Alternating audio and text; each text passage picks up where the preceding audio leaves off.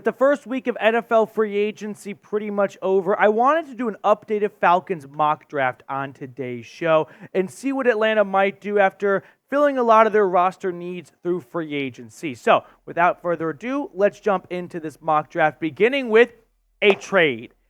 I figured Atlanta may not need that 8th overall pick anymore since they aren't going quarterback, and maybe a team that does want a quarterback like the Broncos could trade up for J.J. McCarthy if he starts to slip. So I made a deal with Denver where the Falcons and Broncos swap first-round picks. Now, Denver does not have a second-round pick this year. That belongs to the Saints via the Sean Payton trade. So Atlanta settles for a future second-round pick. So after moving back from 8 to 12, the Falcons end up getting, and just bear with me for a moment, the player I think they were going to get at 8 all along, which is Dallas Turner. How is that possible? Well, let's say Dallas Turner is available at 8 because you get a bunch of wide receivers and offensive tackles before the Falcons at 8. Well, the Broncos are trading up to get J.J. McCarthy. So that's where they go at number 8. The Bears at 9, I could see them going wide receiver, whether it's Rome Odunze or Malik Neighbors, if you get a run at offensive tackles earlier. Then the Jets at 10 are definitely going offensive tackle because they don't need an edge rusher. At 11, it is currently Minnesota, but I think they're going to be moving up to go get maybe Jaden Daniels with the Patriots. So whoever moves into 11 may have a different need, which means Atlanta might get Dallas Turner all along at pick number 12, save some money, and get a future second-round pick out of it. So let's get to know Dallas Turner a little bit. He's 6'3", he's 247 pounds, and I've never been wrong when I've said this before, so I'll say it again. Dallas Turner, you are a Falcon. Now, he's got incredible speed. He ran the best 40-yard dash and 10-yard split at the NFL Combine. So if you're looking for the freakiest of freaks, not in the bedroom, but just on the football field, that is Dallas Turner. Maybe in the bedroom too, I don't know. Pro for him is he wins on his quickness and closing speed.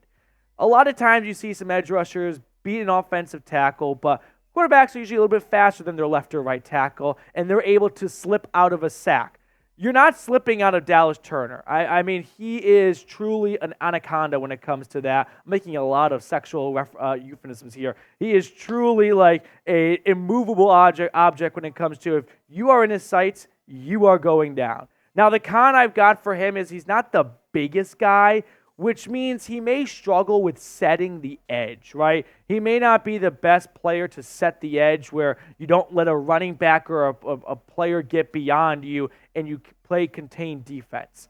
Last year at Alabama, 14.5 tackles for loss, 10 sacks. He really was the best edge rusher in the SEC. He had a great pass rush win rate, which who even knows what that really means from ESPN, but hey, if it fits your narrative, you know how the game works, you use it. But I also think it's important to look back at recent draft history for Atlanta. When Arthur Smith was partially calling the shots, what do? Offense, offense, offense.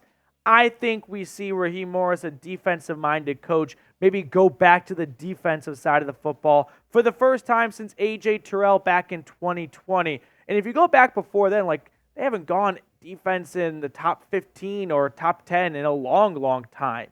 Now, the Atlanta front five didn't really make much of a movement during the NFL free agency first week period. Now, I'm filming this Friday afternoon, so if they sign a guy, this may be subject to change, but even if they do add an edge rusher, I still think they look to add one in the draft and try and really find a homegrown talent at that position that has plagued them for so many years. So let me know, do you want to pick Dallas Turner? I think Rome Odunze is going to be a phenomenal player, and if he's there at 8, I would love if Atlanta selected him, but I try to do my job based on what I think the Falcons are going to do because that's what's most important, and I think they go defense. Now, they go defense in round 1. How about offense in round 2 with a local player, McConkey from Athens, the wide receiver. So let's talk about the shifty wideout. 6 foot, 186 pounds. He ran a 4.39 40-yard dash. Now, the NFL comp I've seen tossed out for him, for any SEC fans watching, is Elijah Moore. Remember him from Ole Miss? He's the one that lifted his leg up during the Egg Bowl against State. That has been the comp given out. I think he's a little bit more than just a gadget player, and that tends to be the stereotypical term thrown around for guys that are a little bit on the smaller end, and they don't see winning balls down the field in 50-50 matchups. Now, the con, unfortunately, for Lad is he's got poor ball tracking skills. If you're looking for him to really have the focus and concentration to haul in a pass from above him down the field, I don't think that's where he's going to separate from other wide receivers. Another con is, unfortunately, injuries really, I wouldn't say derailed, that's probably a bit aggressive, but it hindered what was a very special career in Athens. Last year, 478 yards, 2 touchdowns, so the production isn't there, but a lot of teams have been raving about him. He really stood out during the combine, so I could see him falling to round number 2 as a result.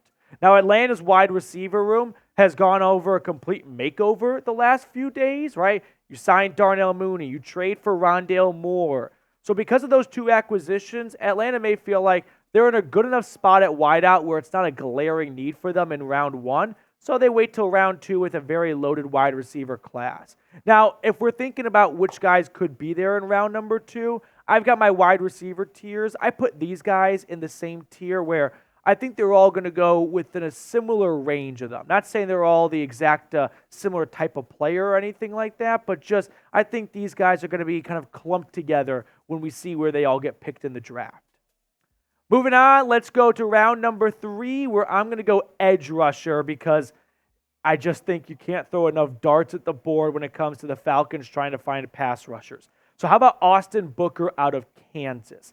He's 6'4", 240 pounds. Now, did not necessarily impress much in the draft, in the NFL Combine, with his speed, 4.7, 940, but he runs faster than that on the field. And I think this serves as a good reminder of there is underwear fast in Indianapolis in February, and then there's football fast when watching them in the fall.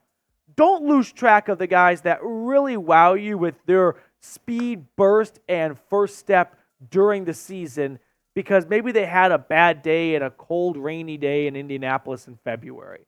Now, the pro I've got for Austin Booker is he's got phenomenal strength and also incredible basketball length, just like arms that can completely engulf you. So if you are within just a couple of yards of him, he's going to get a paw on you and he's going to take you down. Now, the con is he's falling to round 3 because he doesn't have a ton of tape. 505 defensive snaps in his career. Really only played a ton of football in Kansas this past season, where he made a name for himself. 56 tackles, 12 tackles for loss, 8 sacks, 2 forced fumbles. So I'm thinking this is a little bit of a project pick, which is okay because Atlanta doesn't need Austin Booker to be an immediate contributor this season. They went Dallas Turner in round 1 for that. So I'm thinking Raheem Morris can get his hands on this one and mold him into the defensive end he wants.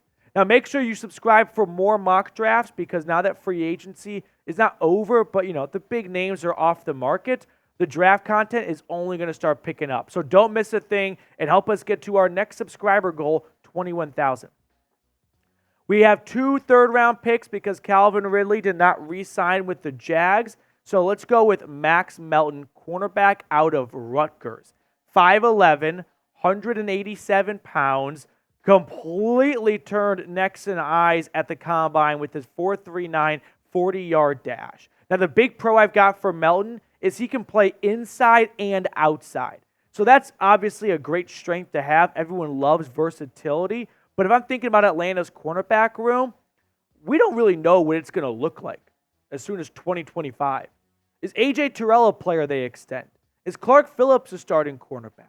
Right, that's a room that's got a real good chance of possibility of complete makeover. So maybe you go for a guy that can help you in the slot if that's what you need over the next 2, 3, 4 seasons. Or maybe play outside if that's where you need help at. Now, the con I have for him is he needs to read the quarterback a bit better. Every once in a while, he gets caught staring at the quarterback where when you get to the NFL, it just comes with instincts. You just got to have that split-second recognition of, based on the formation of the offense, where is this ball likely going? You might be able to stare at Purdue Boilermaker quarterbacks. You can't get away with that in the NFL, though. Last year for the Knights, 32 tackles, 4 tackles for loss, 6 pass breakups, and 3 interceptions. So I think Max Melton would be a really nice fit to this cornerback room because, like we've been saying, there's just a lot of question marks for it long term. I kind of hope they extend A.J. Terrell, but they didn't go after a marquee cornerback in free agency. So Melton with his versatility could be a huge asset. Moving on to round number 4, I'm going to go in the DB room yet again, and I'm taking Utah safety Cole Bishop with the 109th overall pick. 60 tackles, 6.5 tackles for loss, and 3 pass breakups, along with 2 interceptions. We know that Jesse Bates is an all-pro, Pro Bowl safety. Richie Grant, I think, is doing a really solid job, but is he a player that you see Atlanta giving an extension to? If the answer is, I don't know, then I don't think it's a bad idea to maybe draft another safety at this spot so that if you do move on from Richie Grant, you've got a guy who's got a year of experience already sitting on the bench and kind of learning the NFL defense, and he can maybe step into a larger role if they decide to move on from Grant. Let's move on to the 5th round selection where I go defensive tackle out of LSU, Mekhi Wingo. I love beefing up the trenches. As a mock draft savant, if you will, and that just means I just do mock drafts until I fall asleep, I always love the idea of adding depth at key positions. And I think defensive tackle is one of those spots. Last year for the Tigers, 25 tackles, 5 tackles for loss, 4.5 sacks. So plenty of great production from Wingo. And I just think you can never have enough DTs, especially when you take into account Grady Jarrett coming off a torn ACL, Zach Harrison. What kind of role is he ready for in year 2 after being a 3rd-round pick last year? Plus, you lost a lot of your rotational guys, Huggins, Graziano, Contavious Street, all to free agency. If you don't bring those guys back, I think it's not a bad idea to maybe start planting some seeds at that position again. With my 6th round pick, I'm going to go wide receiver again. I'm going to go with Luke McCaffrey. That's right. That is Christian McCaffrey's brother out of Rice. So he's hopped around college football. I think he started at Nebraska as a quarterback. That didn't really work. Ended up finishing his career down in Houston with the Owls, where he had 992 yards, 13 touchdowns. Listen, Rice may not play some of the best schools in college football, but when a guy scores as many touchdowns as Luke McCaffrey has scored the last 2 seasons with the Owls, that should earn some level of attraction. And if you're going to add a wide receiver in round 2, which I did, then I don't think it can hurt to throw another dart at the board in round 6 of the draft here, because Rondale Moore, it's not like he's been a proven guy for the Cardinals, right? He's also going to be entering the last year of his contract. Kadirul Hodges is a really good special teamer, but I don't have bigger expectations than that. So I don't think it's a bad idea to fire away at another wide receiver during the draft and take 2 in April. Finally, we're going to go with offensive tackle Julian Pearl in round number 6 out of Illinois. Similar for Mekhi Wingo, if I'm going to re-up the trenches on the defensive side, let's do the same for the offensive side. Atlanta brought back Storm Norton, but if they want to have some more depth and just overall insurance policies at what I think is their most valuable spot, like position group-wise, the offensive line, then when you're in day 3 of the draft, I think it's hard to have a really strong opinion about which guy to go with necessarily. You're basically blindfolding yourself and hoping that one of them pans out to at least be a special teamer and not off your roster in 2 to 3 years. So I like Julian Pearl out of Illinois. I think he could maybe fit in this offensive line room as a rotational or as a 6-man in a few seasons or so. So grade my mock draft for me. A, B, C, D, or F. Keep in mind, I come out of this with a future 2nd-round pick as well, which if Atlanta gets in trouble with some of these tampering allegations from Kirk Cousins, they may be stripped of some draft capital. Not a bad idea to get some replacements going already. All right, that will do it for us on this edition of Falcons Today. Thank you so much for tuning in. If you want more draft content or just more Falcons content in general, hit the subscribe button down below.